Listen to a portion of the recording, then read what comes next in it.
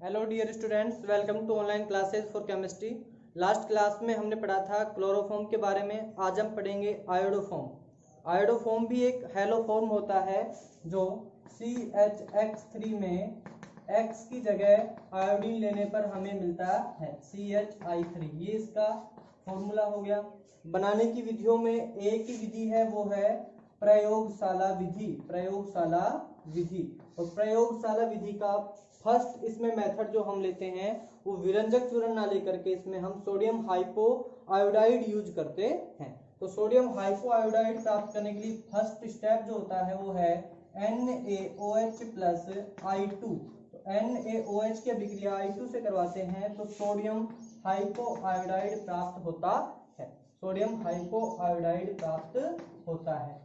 अब sodium hypo iodide जो है इसकी विशेषता है कि इससे हमें आयोडीन और NaO माइनस प्राप्त होते हैं।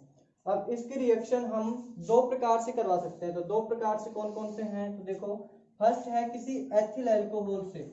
एथिल अल्कोहल से, तो एथिल अल्कोहल से जब सोडियम हाइपो आयोडाइड की अभिक्रिया करवाते हैं तो CH3CHHOH प्लस NaOI।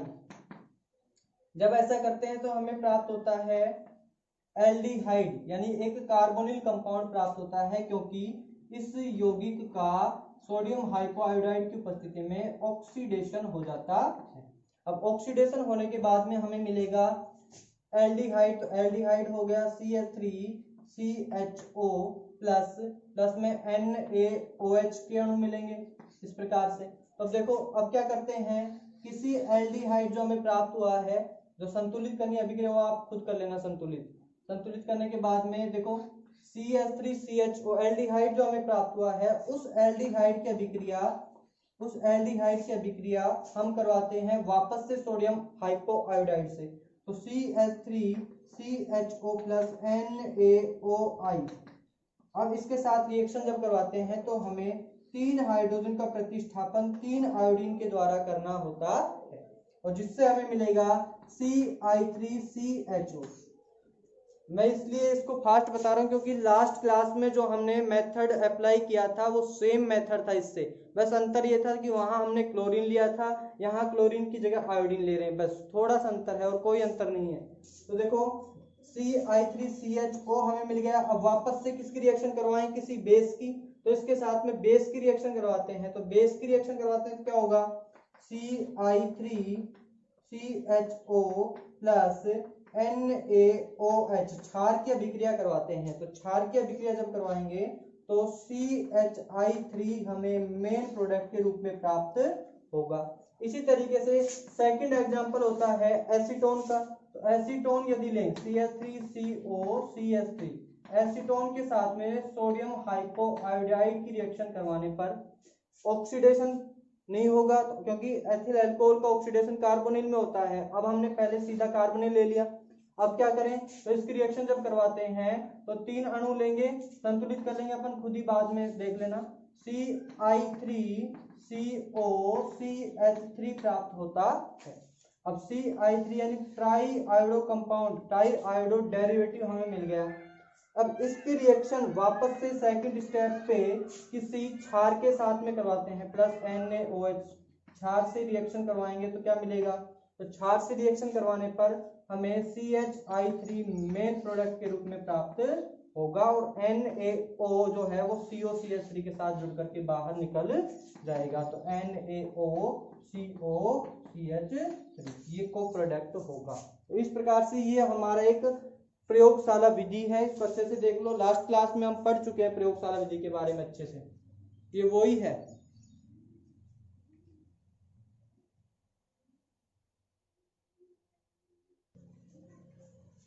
नेक्स्ट है भौतिक गुण। तो आयोडोफॉर्म के जो भौतिक गुण हैं उनमें सबसे पहला गुण है कि इसका रंग जो होता है वो पीला होता है। अवस्था ठोस होती है, तो पीले रंग का एक ठोस होता है जो सामान्य ताप पर अपघटित होकर के आयोडीन मुक्त करता है और जल में ये अविलयशील होता है और कार्बनिक विलायकों में विलयशील होता है। ये आयोडोफॉर्म की विशेषताएं होती हैं। अब हम बात करें कि आयोडोफॉर्म भी में भी कुछ ऐसा होता है कि AgNO3 के साथ अवक्षेप दे, तो ये नॉर्मल भी AgNO3 के साथ अवक्षेप देता है AgI का, जो कि एक पीले रंग का पदार्थ होता है। ये सब इसके भौतिक गुण थे। अब इसके बाद पढ़ेंगे हम इसके रासायनिक गुण। तो इसके रासायनिक गुण जो हैं वो क्लोरोफॉर्म के बिल्कुल सेम है। तो जैसे जैसे आपने क्लोरोफॉर्म के गुण पढ़े हुए हैं उनमें सब में क्लोरीन की जगह आप आयोडीन रख दोगे तो आयोडोफॉर्म के गुण होंगे। तो देखो एक दो एग्जांपल देख लेते हैं इसके बारे में।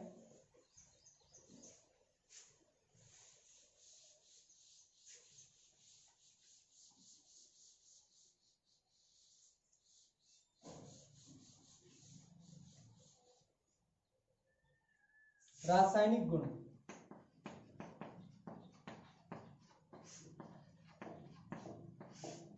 रासायनिक गुण में पहला है कि जल अपघटन कैसे करवाएं। तो जल अपघटन किसी क्षार की उपस्थिति में आयोडोफॉर्म का जल अपघटन करवाते हैं, CHIII क्षार की उपस्थिति में करवा रहे हैं, NaOH की उपस्थिति में जल अपघटन करवाते हैं।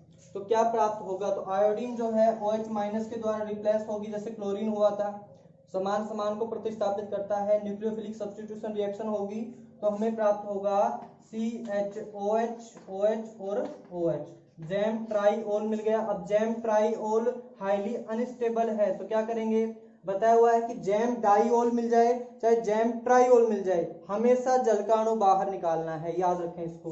तो जल का अणु जब हम बाहर निकालते हैं, H2O को लेस कर दें, -H2O, तो क्या मिलेगा, CHO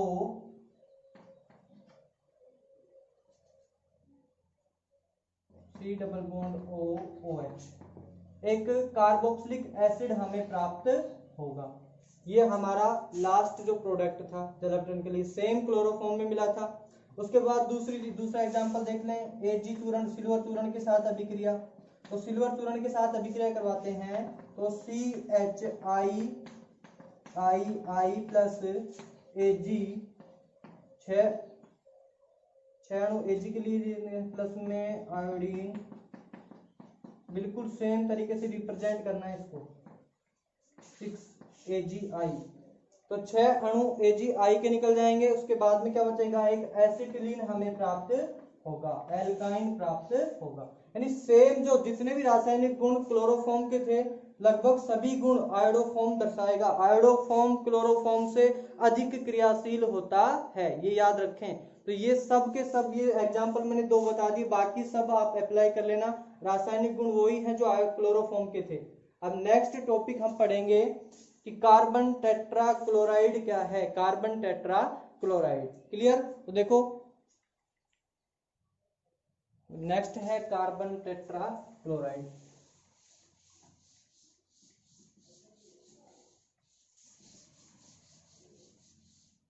CCl4 carbon tetra chloride.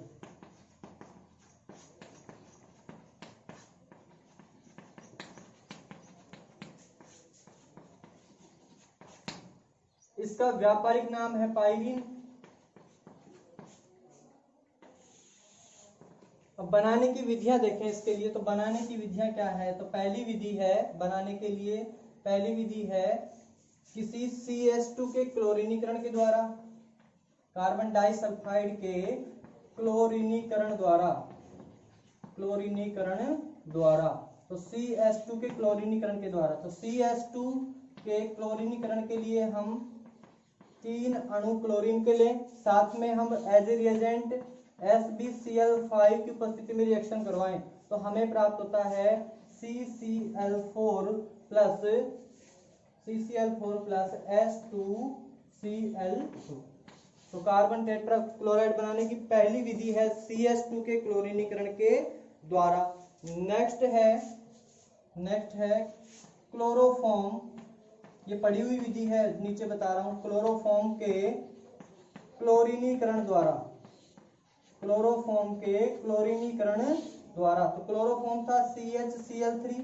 अब CHCl3 की Cl2 से अभिक्रिया करवाएं सूर्य के प्रकाश की उपस्थिति में, तो ये अभिक्रिया कई बार पढ़ चुके हैं हम। क्या मिलेगा, CCl4 कार्बन टेट्रा क्लोराइड और HCl। तो ये हमें 2 बनाने की विधियां हमने पढ़ ली, बस काफी हैं। कार्बन टेट्राक्लोराइड बनाने की दो विधियां अच्छे से देख लो। CH2 के कार्बन डाइसल्फाइड के क्लोरीनीकरण के द्वारा SbCl5 की प्रेजेंस में होगा, और क्लोरोफॉर्म के क्लोरीनीकरण के द्वारा। तो दोनों अभिक्रिया अच्छे से देख लो।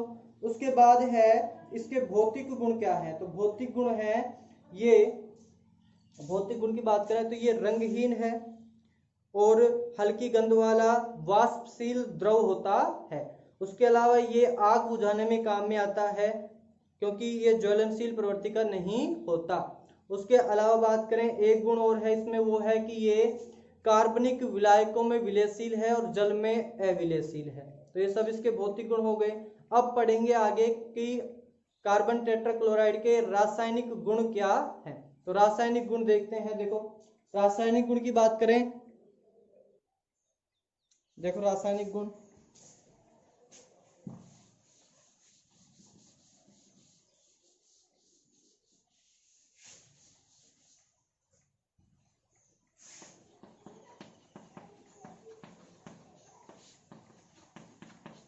तो केमिकल प्रॉपर्टीज में पहली प्रॉपर्टीज है ऑक्सीकरण, ऑक्सीडेशन।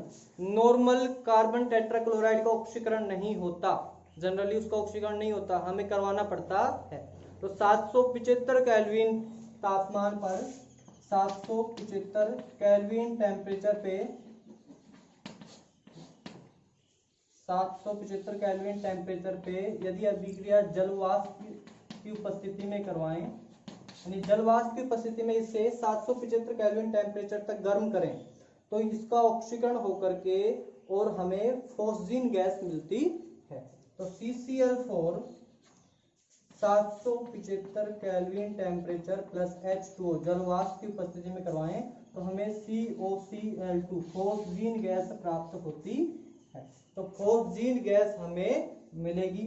अब फॉस्जीन गैस जो है, फॉस्जीन जो गैस है वो विषाक्त है, जहरीली है, पढ़ रखा है आपने। तो जनरली इसका ऑक्सीकरण नहीं होता है, ये हमें रिएक्शन करवानी पड़ती है टेम्परेचर देकर के। तो टेम्परेचर जब देंगे 275 केल्विन टेम्परेचर देते हैं तो जल वाष्प की उपस्थिति में COCl2 या फॉस्जीन हमें प्राप्त होती है। अब बात करें कि अपचयन अभिक्रिया कैसे होगी। अपचयन अभिक्रिया, तो अपचयन अभिक्रिया के लिए हम देखते हैं, देखो अपचयन अभिक्रिया करवाते हैं ऑक्सीकरण के बाद। अपचयन, रिडक्शन, तो रिडक्शन के लिए क्या चाहिए, हमेशा याद रखना रिडक्शन किसकी प्रेजेंस में होगा, मेटल की प्रेजेंस में, धातु लेनी पड़ेगी। तो CCl4 का रिडक्शन करवाएं किसकी उपस्थिति में, आयरन की उपस्थिति में या निकिल की उपस्थिति में, किसी और मेटल की उपस्थिति में, तो हमें क्या प्राप्त होगा, हमें प्राप्त होगा क्लोरोफॉर्म प्लस HCl। तो क्लोरोफॉर्म हमें प्राप्त होता है। पहली बार रिडक्शन करवाएंगे क्लोरोफॉर्म प्राप्त होगा, क्योंकि मैंने बताया था कि रिडक्शन की परिभाषा आप देखो तो आपको ये देखना है कि CX बंध की संख्या घटे, CX बंध की संख्या घटे, CH बंधों की संख्या बढ़े। तो यहाँ CX बंध की संख्या 4 थी, यहाँ CH बंध की संख्या 3 हो गई, कम हो गई, तो अपचयन हो गया। यदि बढ़ जाती तो ऑक्सीकरण हो जाता। CH बंध की संख्या 0 थी, CH बंध की संख्या 1 हो गई, यानी अपचयन कंफर्म है, अपचयन रिएक्शन हुई है। नेक्स्ट इसका जो अभिक्रिया है वो है जल अपघटन। तो जल अपघटन जब करवाते हैं तो हमें कार्बन डाइऑक्साइड गैस प्राप्त होती है। तो जल अपघटन, जल अपघटन, तो जब CCl4 का जल अपघटन करवाएं, हाइड्रोलाइसिस करवाएं, तो हमें CO2 गैस प्राप्त होती है। मेन प्रोडक्ट के रूप में हमें CO2 गैस प्राप्त होती है। उसके अलावा हमारे पास H2 बनता है, HCl वो बनते हैं। तो मेन प्रोडक्ट हमें CO2 गैस यहाँ बाहर निकलती है। ये याद रखना है कि कार्बन टेट्राक्लोराइड के जल अपघटन से कौन सी गैस बाहर निकलती है, कार्बन डाइऑक्साइड गैस बाहर निकलती है। नेक्स्ट है कि राइमर टीमान अभिक्रिया। तो राइमर टीमान अभिक्रिया की बात करें, RTR,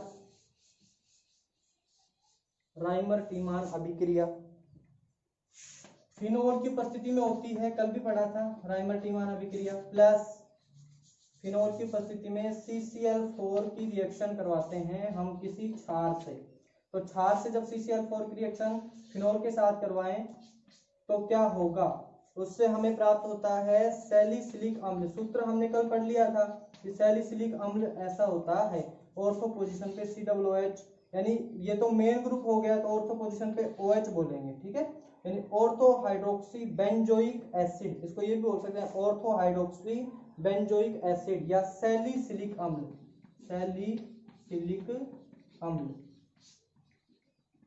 मेन प्रोडक्ट के रूप में हमें सैलिसिलिक अम्ल प्राप्त होता है। तो राइमर टीमान अभिक्रिया में हमें सैलिसिलिक अम्ल प्राप्त होता है, ये याद रखें, सैलिसिलिक अम्ल। नेक्स्ट देखो राइमर टीमान, नाम लिख देते हैं यहाँ पे, राइमर टीमान रिएक्शन। तो इसको अच्छे से देख लो, इस रिएक्शन को, राइमर टीमान को, लास्ट क्लास में भी पढ़ी थी हमने इसको। देखो नेक्स्ट रिएक्शन है फ्रियोन का निर्माण।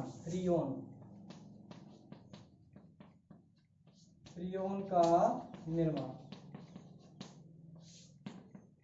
अब क्लोरोफ्लोरोकार्बन जो है उनको फ्रियोन बोलते हैं, ये सबको पता है, क्लोरोफ्लोरोकार्बन को फ्रियोन बोलते हैं, 10th क्लास में पढ़ा हुआ है।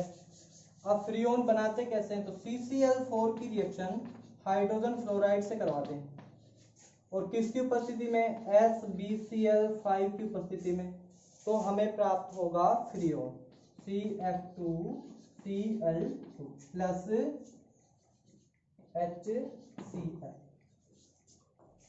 तो यानी 2HCl हमें प्राप्त हो जाएगा प्रोडक्ट के रूप में, मेन प्रोडक्ट हो जाएगा फ्रियोन। क्लियर। अब फ्रियोन का नामकरण तो आपने पढ़ रखा होगा, XYZ के रूप में होता है, कार्बन की संख्या -1, हाइड्रोजन की संख्या +1 और फ्लोरीन की संख्या, ठीक है। उसके बाद देखो ये फ्रियोन का निर्माण हो गया। अब बात करें कि इनके जो उपयोग है, तो उपयोग कौन कौन से हैं, तो उपयोग के लिए हम बात कर लें फ्रियोन के निर्माण में। उसके अलावा बात करें तो किसी सैलिसिलिक अम्ल के निर्माण में, आग बुझाने में, या किसी अक्रिय विलायक के रूप में, या एक मेडिकल में भी इसका यूज है, वो है टपवर्म, हुकवर्म नाम के रोग के इलाज में, तो उनके इलाज के लिए भी इसको काम में लिया जाता है। तो यहाँ तक हमने क्लियर कर लिया। अब नेक्स्ट जो हमारा टॉपिक बचाव है वो है हेलोएरीन। यानी ये इस चैप्टर का सेकंड पार्ट होगा, जिसे हम नेक्स्ट क्लास में पढ़ेंगे। तो हेलो एल्केन जो था वो हमारे यहाँ तक कंप्लीट हो चुका है। नेक्स्ट क्लास में हम हेलोएरीन के बारे में पढ़ेंगे।